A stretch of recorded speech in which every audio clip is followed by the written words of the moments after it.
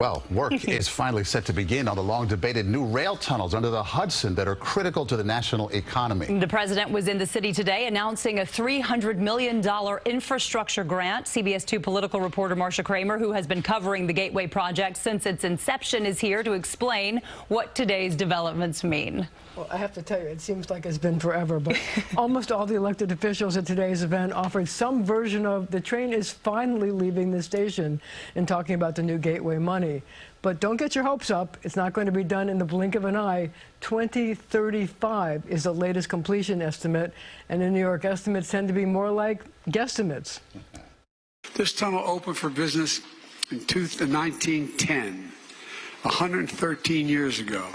And the structure is literally deteriorated. The roof is leaking, the floor is sinking, plus it was badly damaged by Superstorm Sandy. President Biden, known in the Capitol as Amtrak Joe, for the decades he commuted every day from Washington to Delaware, explaining the urgent need to replace the aging North River tunnels under the Hudson that are critical to the nation's economy. 20% of the gross national product comes through those tunnels. If this line shuts down for just one day, it will cost the American economy $100 million a day. The president was here to announce a grant of nearly $300 million from the massive bipartisan infrastructure bill that will cover half the cost of building a so-called box tunnel that will connect the new Gateway tunnels to Penn Station.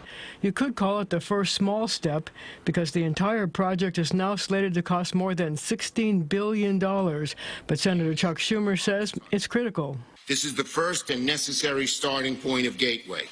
But it's also one of the hardest parts of Gateway because it cuts through solid Manhattan bedrock to form the entry point of the two new underwater rail tunnels that are the centerpiece of the project. Although Governor Kathy Hochul, New Jersey Governor Phil Murphy, and the senators from New York and New Jersey were on hand to praise the project, Senator Schumer has been the so-called grandfather of Gateway, pushing ahead despite opposition from then New Jersey Governor Chris Christie and former President Donald Trump. The damage to the tunnels caused by Superstorm Sandy was on the minds of many. Any further delays put us in danger because you never know what could happen.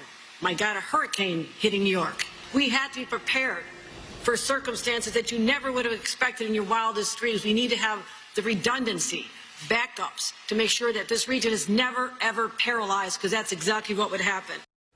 Well, the president also talked about other local projects funded by the infrastructure bill, including upgrades at the Hunts Point Market in the Bronx and a wind power project off the coast of Staten Island. Maurice and Jessica. All right, Marcia, thank you.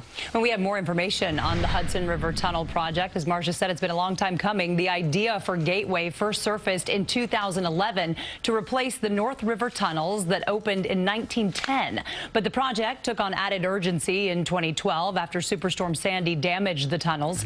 The tunnels were restored for travel, but officials say seawater that seeped in continues to damage various components.